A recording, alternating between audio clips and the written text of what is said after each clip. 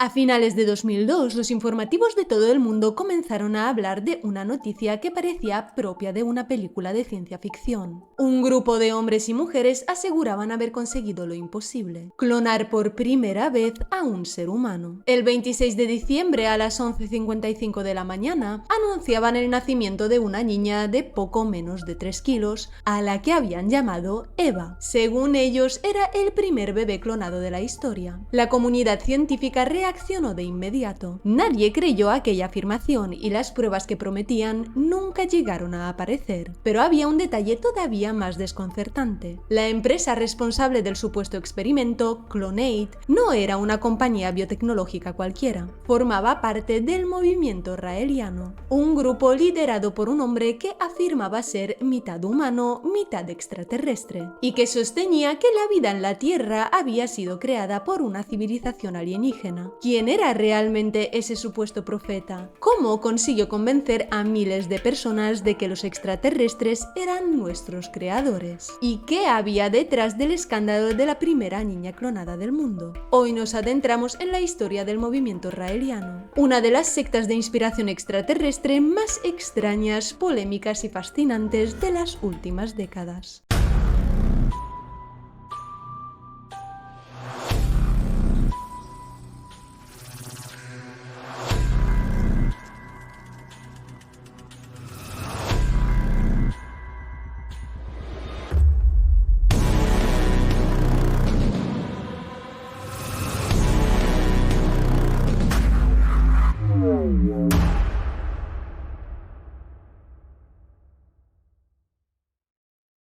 Hola mis bellas criaturas, ¿qué tal? ¿Cómo estáis? Bienvenidos un día más al canal. Yo soy Florislava y hoy vamos a hablar sobre una religión, secta, grupo coercitivo, alien.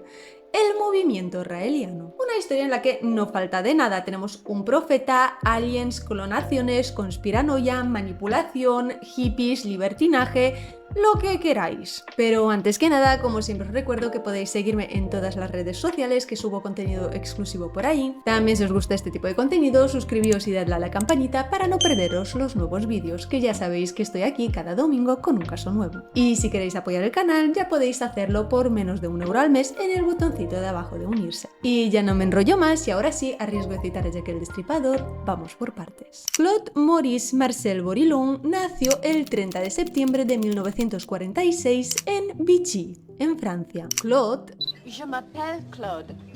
Je t'appelle Mlou.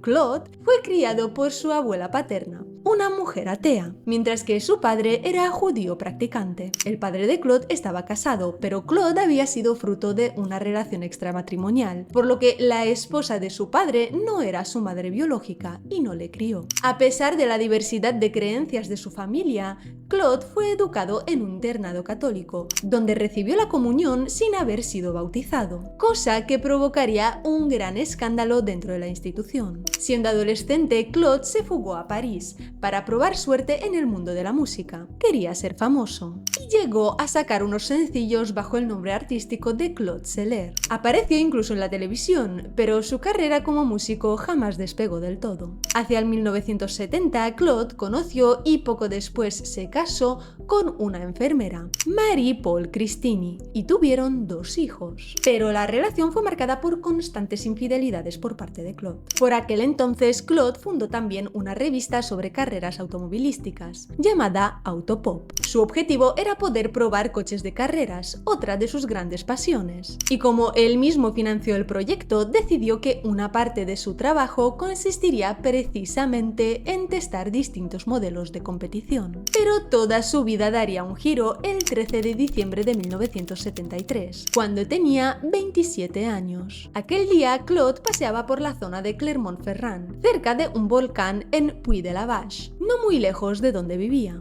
De repente vio un platillo volador que descendió cerca de donde él se encontraba. De él bajó un ser antropomórfico, que Claude describiría como un ser radiante y de corta estatura, con piel verde oliva, ojos con forma de almendra, y cabellos largos. Y en perfecto francés le dijo que si quería ir a dar una vuelta con él, una vuelta por el cosmos, que le tenía que dar un mensaje importante. Y le dijo que él sería el encargado de transmitir ese mensaje a la humanidad. Claude accedió y tras 5 días recopilando toda la información que los aliens le proporcionaron, al volver publicó un libro llamado El libro que dice la verdad. Poco después de aquel suceso apareció contando el encuentro en el programa de Jacques Chancel, llamado Le Grand Échiquier, un programa que era muy importante en aquel momento. Después contaría aquella misma experiencia a muchos periodistas en numerosos medios a lo largo de los años, sin cambiar ni una pizca el relato. Claude aseguraba que el extraterrestre que le visitó pertenecía a la civilización Elohim, una civilización alien que había sido confundida con dioses en diferentes religiones y culturas terrestres. Decía que Dios fue una mala interpretación de la palabra Elohim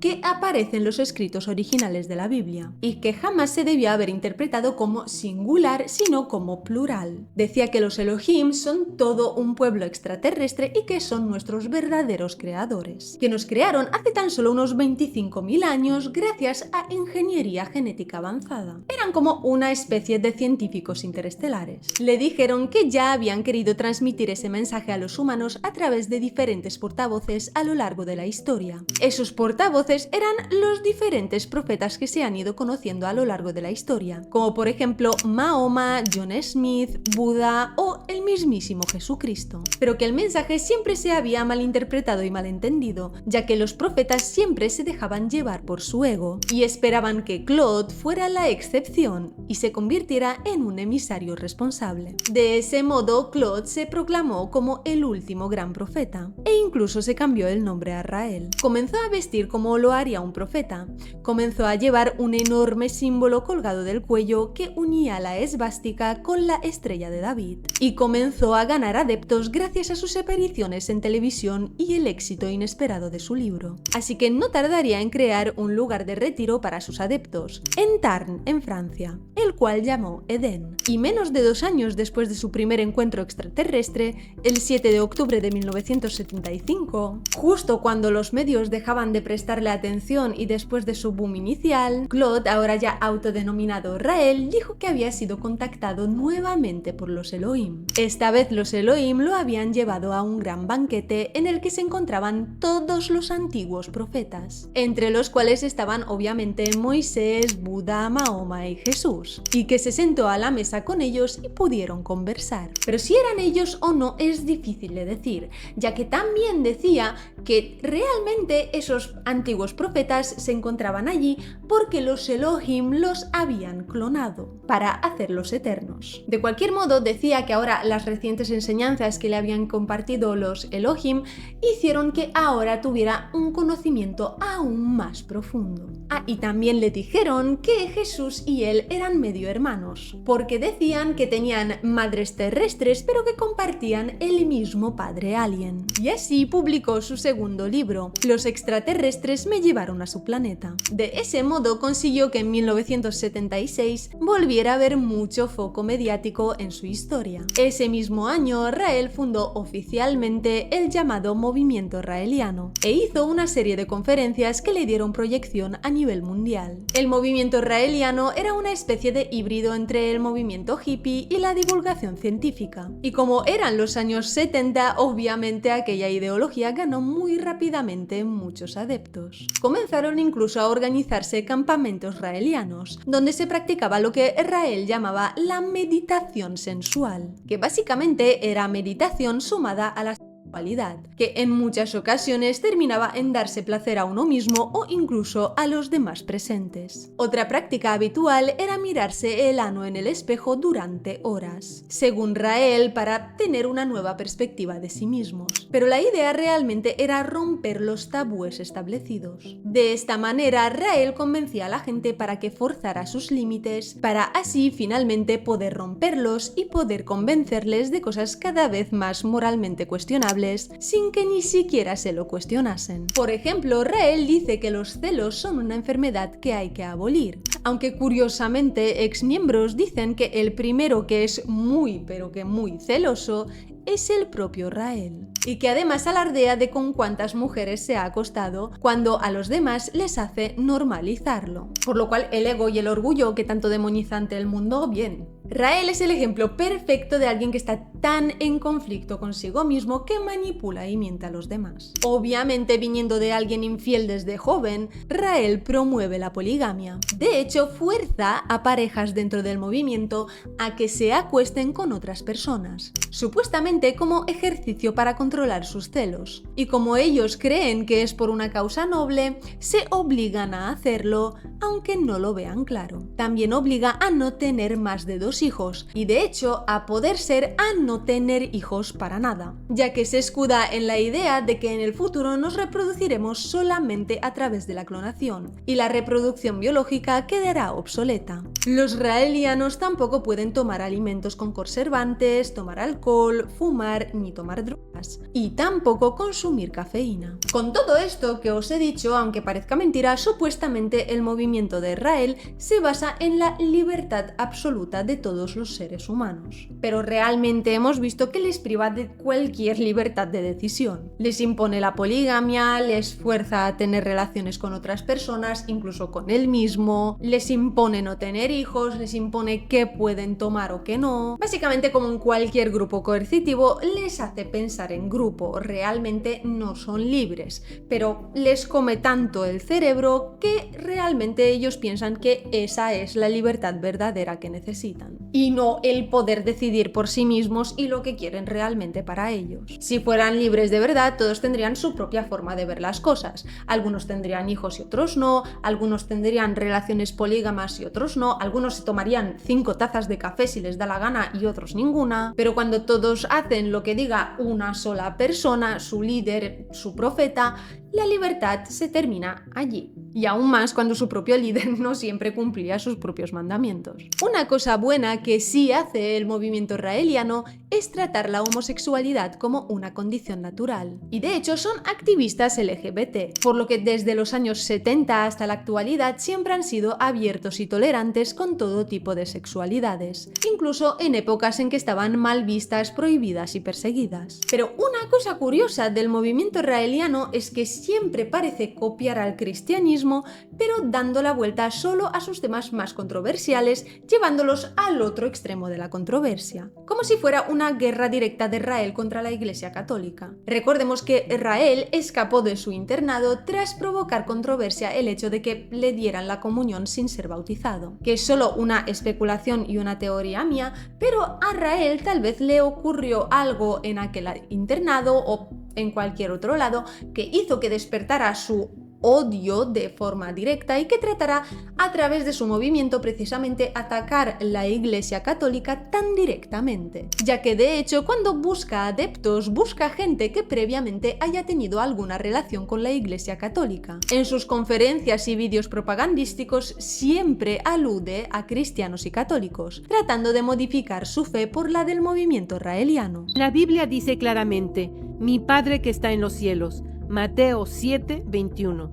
Jesús estuvo rodeado de los Elohim durante toda su vida, desde su nacimiento, cuando los ángeles del cielo anunciaron su llegada, cuando ángeles del cielo ministraron a Jesús después de que fue tentado por Satanás en el desierto. Por lo que yo, por ejemplo, como pagana, viendo esos vídeos, no me he sentido el público objetivo de su movimiento. No sentía que me estuvieran hablando a mí. De cualquier modo, una vez Rael captaba la atención de alguien, para entrar en su movimiento había que asistir a una de sus ceremonias de bautismo, en que a través de su contacto con el adepto conectaba a este con los Elohim, y supuestamente con solo tocarles les transmitía a los Elohim su información de ADN para que en un futuro pudieran clonarles y hacerles eternos por ser sus seguidores y creyentes, y de este modo, como ya tenían la información del ADN de sus adeptos, los podían identificar fácilmente. fácilmente. Para asistir a un bautismo hay que hacer una inscripción previa. Se rellena una hoja por triplicado en la que se solicita la renuncia a la Iglesia Católica, lo que os decía hace un momento, y se firma el reconocimiento de la religión raeliana y de su profeta Rael. Luego te pones en la fila, Rael te toca y ¡au! Ya estás bautizado por el enviado. Hay que especificar que los raelianos tienen 4 fechas especiales: el primer domingo de abril, el 3 de diciembre, el 6 de agosto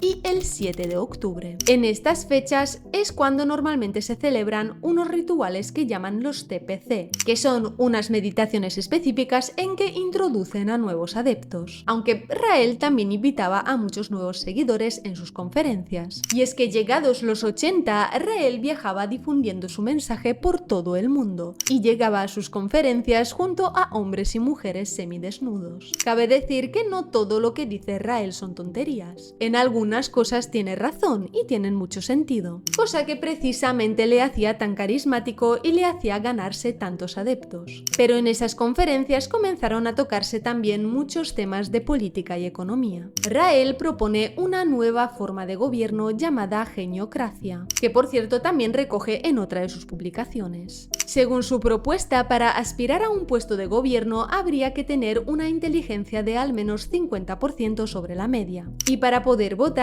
una inteligencia de al menos un 10% sobre la media. Rael explica que las naciones funcionan como un cuerpo humano, que cada individuo es una célula y cada una tiene su función. Dice que todas son importantes, pero que no es lo mismo una célula del pie que una del cerebro. En cuanto a cuestiones económicas, propone un sistema al que llama paraísmo, un sistema parecido al comunismo pero sin proletariado, ya que aboga por el trabajo realizado por robots y por la tecnología computacional avanzada que ya existe en el planeta. De esta manera se globalizaría la producción, liberando al ser humano del trabajo y del dinero. No obstante, nuestro amigo el Contradicciones luego aparece en un montón de clips diciendo que el dinero es bueno y que el que diga lo contrario es pobre, y con razón. Estos sistemas, cabe decir que los raelianos ya los han presentado en numerosos países, pero siempre fueron rechazados. Y cuando les dicen que estos sistemas no serían factibles, su respuesta es que sí lo son, porque los Elohim viven así desde hace miles de años y se quedan tan anchos. Pero unidades de argumentación efectiva. En teoría, los raelianos afirman que el deseo de un adulto por un niño es una enfermedad mental, pero ha habido muchos testimonios y denuncias respecto a este tema. Este asunto puso públicamente en el foco a Rael cuando una vez le invitaron al programa de televisión Ciel Montmardi. No era la primera vez que Rael asistía como invitado a ese programa. Ciel Montmardi era un programa en que normalmente había 2 personas con visiones muy distintas sobre un tema sobre el cual debatían acaloradamente. En las anteriores ocasiones el programa para Rael había sido todo risas, todo muy relajado. Pero esta vez le preguntaron sobre incluir niños en rituales sexuales. Y para sorpresa de todos, él lo confirmó todo. Decía que sí, que aboga por la libertad a cualquier edad, y que los niños de todas las edades se incluían en sus meditaciones sensuales. Todo esto Rael lo contaba tan contento, pero de repente le cambió la cara. Y es que hicieron entrar al plato a un ex miembro del movimiento raeliano, que decía que Rael le obligó a entregar a su mujer a otros hombres y tocar o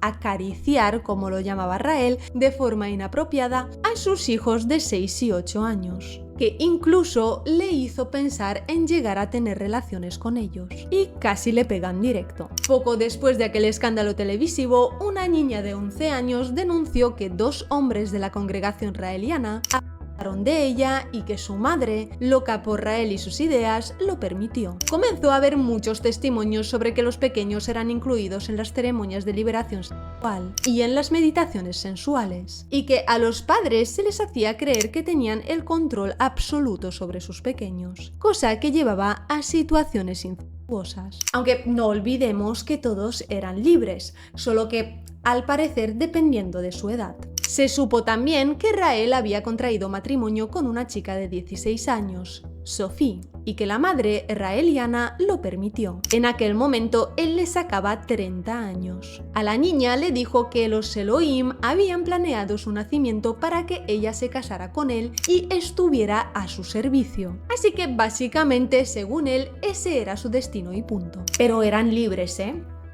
Ya. Sophie organizaba eventos para Rael y él la convenció incluso para salir en la revista Playboy siendo menor. Sophie estuvo 25 años con él, hasta que Rael se cansó de ella y la echó sin más. Hay también testimonios de que Rael en más de una ocasión solicitó hijas menores de raelianos para que se las entregaran para poder tener relaciones con ellas. Además de todo esto, Rael tiene su ejército de ángeles, que básicamente son mujeres al servicio del movimiento que tienen obligación de cuidar del bienestar de Rael, obviamente incluido el sexual. Y hay una cierta jerarquía. Están las plumas blancas, que llevan una pluma blanca alrededor del cuello, que están destinadas para ser las primeras para mantener relaciones con los Elohim cuando regresen a la tierra, pero también para satisfacer los deseos del profeta cuando él quiera. A ellas se les permite por su parte tener relaciones con otras personas si así lo desean. Luego están las plumas rosa, que solo pueden tener relaciones con Rael y con los Elohim cuando estos regresen. Aunque lo de los Elohim obviamente es una falacia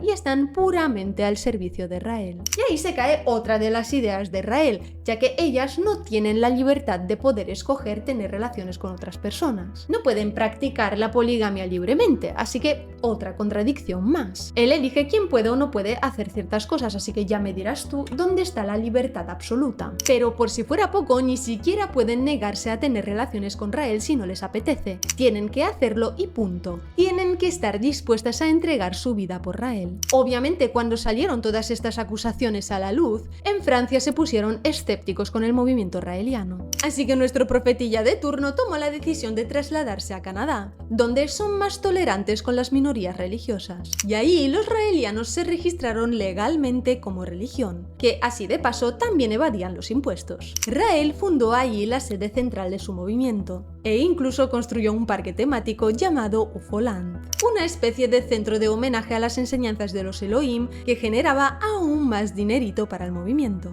En ese sitio pusieron hasta una nave a la que te podías subir, y también elegían cada año a Miss Ufola, aunque el sitio actualmente ya cerró al público y se vendió. Pero ese no era el único negocio de Rael. En cuanto a finales de los 90 se hizo eco del caso de la oveja Dolly, la oveja clonada, Rael vio una tremenda oportunidad de negocio. Ya llevaba años hablando de que los Elohim clonaban personas, así que decidió que él también lo haría, y fundó una empresa llamada Clonate. Puso como directora del proyecto a Brigitte Boisselier, una raeliana señalada como posible siguiente líder del movimiento raeliano, química de formación y que tenía una carrera como científica respetable fuera del movimiento de Rael. Y de repente decidieron aparecer juntos Brigitte y Rael en los medios para anunciar que van a intentar clonar a un ser humano. Aquel anuncio se volvió mediático y muy controversial. Muchos estaban en contra, decían que clonar personas no era ético ni legal. No obstante, de la nada apareció un abogado de los Estados Unidos que dio a Clonate $500,000 después de la muerte de su hijo de 10 meses, con la esperanza de que pudieran devolvérselo. Y Brigitte le aseguró que sí, que lo harían. Tras realizar públicamente aquellas afirmaciones, Rael también apareció junto a Brigitte en la Casa Blanca para hablar sobre la clonación. Y aunque parecía que el tema se estaba tomando muy en serio, había mucho escepticismo moral al respecto. Así que tras la reunión les fue prohibido hacerlo en los Estados Unidos e incluso el FBI les chapó la empresa Clonate. Pero eso no iba a frenar a Rael, así que se llevó la empresa a otro país y no quiso revelar dónde. Y así, de repente, explotó la noticia de que Brigitte Boisselier había aparecido en público para dar el comunicado de que aquel jueves 26 de diciembre de 2002, a las 11:55 de la mañana, acababa de nacer la primera niña clonada del mundo, a la que, para proteger su identidad, llamarían ante el público como Eva. En principio, Eva había sido clon de su propia madre. Nació con algo menos de 3 kilos y estaba sana y sin malformaciones. Aquella noticia era todo un bombazo, nadie se lo podía creer. Y muchos jamás lo harían, ya que todo era muy raro. Esperaban y esperaban y no se sabía nada más al respecto. No se dio más detalles, no había pruebas científicas, nunca apareció la niña, nada. Tras aquello, a Brigitte la llevaron incluso a juicio por posible fraude. Pero ella no quería revelar ninguna información sobre el bebé, probablemente porque no la había. Lo que sí dijo es que ella no estuvo presente en el parto, que solo recibía informes y finalmente accedió a decir que la niña nació en Israel, pero que no iba a revelar nada más, porque no quería terminar en prisión. Unas semanas después anunciaron que otro bebé supuestamente clonado había nacido en Holanda. El presidente del movimiento israeliano en Holanda lo había anunciado de repente, pero luego se negó a dar cualquier otro detalle, diciendo que no era ético vulnerar la intimidad del recién nacido. Los israelianos dijeron que iban a hacer unas 20 clonaciones más, así a ojo, pero no había ADN que lo probase, ninguna prueba, ni siquiera con datos censurados, nada, ni tampoco rastro de los supuestos recién nacidos, así que los tildaron de farsantes. Luego fundaron otra empresa, llamada Clito8, supuestamente enfocada en la reconstrucción para mujeres que sufren mutilación genital. Con tantos escándalos, hubo varias infiltraciones de periodistas en el movimiento tratando de esclarecer todos los temas oscuros que envolvían el movimiento. De hecho, hubo una periodista española que en un programa para Antena 3 se infiltró en un encuentro que hubo en España. Se encontraron con mucho escepticismo incluso dentro del movimiento, ya que empezaban a dudar de Israel con tanta contradicción. Ellos tampoco tenían ningún detalle de las supuestas clonaciones y comenzaban a sentirse engañados. No parecía que fueran a conseguir mucha información hasta que captaron en cámara a Israel en todo su esplendor, tirándole la caña a la periodista infiltrada e incluso convirtiéndola en su ángel rápidamente y en líder del movimiento en España. Os dejo el link del programa completo en la descripción por si queréis verlo. Hubo también 2 periodistas canadienses que se infiltraron en la secta. Contaron que nada más llegar no les dejaron moverse con libertad por el lugar del encuentro. Antes de que pudieran pasar, vinieron unos israelianos y les dijeron que esa noche querían denunciar a Israel por fraude, que sí estaban con ellos. Y una de ellas dijo rápidamente que no, para seguirles el rollo y por si era una prueba. Y efectivamente le dijeron que respuesta correcta, que había pasado la prueba. Ambas periodistas pasaron 9 meses infiltradas viviendo todo tipo de situaciones incómodas donde documentaron que efectivamente todos los testimonios de exmiembros y de las atrocidades que ya os he ido contando eran ciertos. Lo único que no les quedaba claro era el tema de las clonaciones, pero se dieron cuenta de que los adeptos del movimiento tampoco tenían ninguna información sobre aquello, y también era algo que les desconcertaba. Pero lo que sí quedaba clarísimo es que ser israeliano no era gratis. El dinero que mantenía todo el entramado israeliano junto a los lujos de Israel, sus cenas, sus hoteles de lujo, etc., salía por un lado de las generosas donaciones para las supuestas investigaciones científicas fantasma, pero también, como en cada secta, de las donaciones mensuales de los seguidores. Primero la cuota no era muy alta, pero tras unos años activo, Israel aseguró a sus adeptos que en uno de los encuentros con los Elohim, estos le dijeron a Israel que tiene que construir una edificación enorme muy particular, una especie de embajada para cuando desciendan a convivir con los humanos. Que será, claro, cuando se vendrá la era más maravillosa del planeta Tierra ever, arco iris, luces de colores, purpurina y unicornio.